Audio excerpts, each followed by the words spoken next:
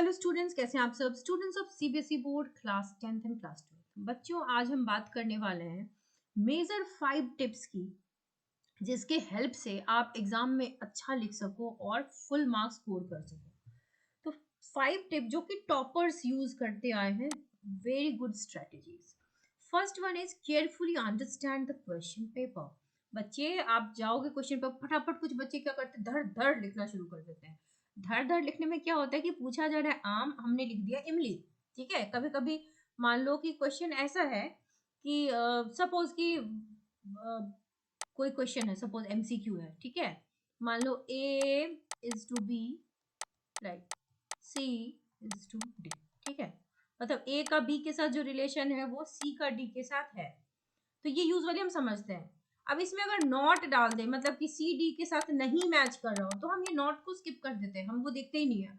हम ना matching partner इसका ढूंढ लेंगे सी का, क्योंकि डी इसमें से कौन है। तो ऐसा होता है कि हम कई बार क्वेश्चन को ध्यान से नहीं देखते और गलत लिखते हैं। ऐसा मेरे साथ कई बार हुआ है कि मेरे कई बच्चे जो हैं एग्जाम देकर आते होंगे, आता रहता है, पर वो लिख के कभी कभार कुछ और आ जाते हैं और फिर उसके बाद वो सर पकड़ते हैं कि मैम ये तो गलत हो गया। So to avoid that, question paper has to be read carefully. अब जब बच्चे आ जाते हैं ऐसा करके, तो फिर अब मैं भी क्या ही बोलूँ उनको कि बच्चा बताया तो था आपको, फिर भी कूल ऑफ नहीं कर पाते उस वक्त दिमाग को। तो दिमाग को कूल रखना है, क्योंकि 3 घंटा इनफ है बच्चा लिखने के लिए। The biggest mistake a board aspirant would make is not reading the question paper carefully. जैसे ही आपके हाथ में आता है, आपके पास 15 मिनट है, तो स्टूडेंट्स रीड करो क्वेश्चन पेपर को completely. Mark whatever they are confident to attempt first. अब उसमें से टिक मारते चलो, जो जो आपको लगता है कि हाँ ये तो मुझे आता है, ये तो मुझे आता है, टिक करो। Not only where it would free their mind, it also saves a lot of time. आपने टिक किया ना, तो आपको थोड़ा सा ये क्लैरिटी भी है कि जब लिखने का राउंड आएगा तो मुझे कहाँ से लिखना है, तो टाइम भी सेव हुआ। तो ये फर्स्ट पॉइंट जो है वो बहुत आपके लिए कारगर है।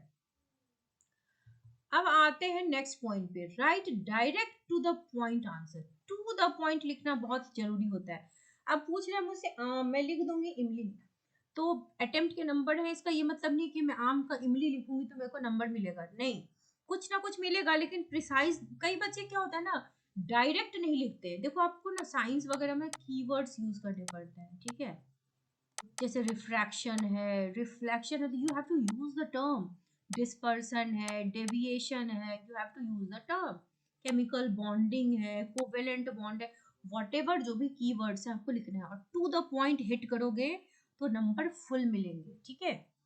आंसर जो होंगे, क्योंकि word limits are also there, word limit के हिसाब से ना ज्यादा ना कम। राइटिंग अननेसेसरीली, कई बच्चे, मेरे भी ऐसे स्टूडेंट्स हैं जो पर्चे पे पर्चा लिखते हैं, पन्ने पे पन्ना भरते हैं, तो मैं उनको ये बताती हूँ कि बच्चे अपना टाइम वेस्ट कर रहे हो, क्योंकि आप कीवर्ड्स लिखो ना, पॉइंटर्स में लिखो। अगर मान लो कि 5 नंबर का क्वेश्चन है, मैं तो फर्स्ट पॉइंट लिखूंगी, कुछ सेकेंड पॉइंट लिखूंगी, 5 नंबर का है, 5 पॉइंट मुझे चाहिए, ठीक, 5 पॉइंट्स। अगर 3 मार्क्स का क्वेश्चन है तो I will write 3 points, point 1, point 2 और पॉइंट 3, ठीक है। तो पॉइंट के हिसाब से मैं लिखूंगी, मेरा वक्त भी बचेगा और टू द पॉइंट हिट भी करेगा, नंबर कटेगा भी नहीं। कई बार होता है कि ओवर लिख देते हैं, उस वजह से भी नंबर कट जाते हैं। थर्ड है कि make sure to attempt everything. Attempt के नंबर है बच्चे, तो अगर नहीं भी आ रहा है तो कुछ तो लिखोगे उसके बारे में, कुछ भी नहीं आए तो भी राम श्याम कुछ भी उसके इन एंड अराउंड लिखो, ठीक है। तो अटेम्प्ट के नंबर होते हैं, क्योंकि नेगेटिव मार्किंग नहीं है ना, ये कोई कॉम्पिटिटिव एग्जाम तो है नहीं कि नेगेटिव हो जाएगा, तो you have to write everything. जो भी आ रहा हो सही है, नहीं आ रहा हो, कई कबार क्या होता है, जैसे आपका कॉम्पिटेंसी बेस्ड क्वेश्चन है, उसमें पूरा पैराग्राफ दिया हुआ है और उसके अराउंड क्वेश्चन है, आपको नहीं आ रहा है, कुछ ना कुछ पैराग्राफ से उठा के वहां पे चिपका दो, तो उस चिपकाने के भी आपको थोड़े बहुत नंबर तो मिल ही जाएंगे। एटलीस्ट ट्राई करो। जो मान लो कि केमिस्ट्री है, मैं क्लास 10th का एग्जांपल लेती हूँ, मान लो कि किसी से कोई डेफिनेशन पूछा जा रहा है, ठीक है, लेकिन मुझे फॉर्मूला याद है, तो मैं फॉर्मूला लिख देती हूँ ना उसी टर्म का, डेफिनेशन नहीं लिख पाऊंगी, शायद टीचर मुझे number they they. Then the fourth major point is avoid overwriting and use clear language. So जब कई बार क्या होता है ना, बच्चे लिख दिए, फिर उसके ऊपर लिख रहे हैं, फिर उसके ऊपर लिख रहे हैं, so avoid that. So before answering any question, student must take a few seconds. Frame करके लिखो दिमाग में जल्दी जल्दी, लेकिन ये भी नहीं कि 3 घंटे बैठ के फ्रेम ही कर रहे हैं माइंड में, और बहुत ज्यादा कट कुट नहीं करेंगे। अगर हो गया तो ठीक है, क्या ही कर सकते हैं, लेकिन ट्राई करें कि हम क्लियर लैंग्वेज साफ साफ हो। कई बार क्या होता है ना कि बच्चे लिखना कुछ चाहते हैं और उसका मीनिंग कुछ और ही निकल के आ जाता है, तो वो भी नहीं होना चाहिए। कि इजी लैंग्वेज में लिखो, उसको बहुत ही डिफिकल्ट बनाने की कोशिश नहीं करो। Avoid using too many coloured pens, ठीक है। स्टूडेंट को प्रेजेंटेबल बनाने के लिए आंसर्स में हैंडराइटिंग पे ध्यान देना चाहिए। डायग्राम जहां जहां नीडेड हो वहां दो, प्रॉपर मार्जिन हो, अंडरलाइन करो इंपॉर्टेंट हेडिंग्स को, ठीक है। अगर मान लो कोई पॉइंटर ही, मान लो मैंने पॉइंट 1 लिखा, इसमें अगर डिस्पर्सन एक टर्म है, इंपॉर्टेंट होता है, अंडरलाइन दिस, ठीक है, ताकि वो दिखे।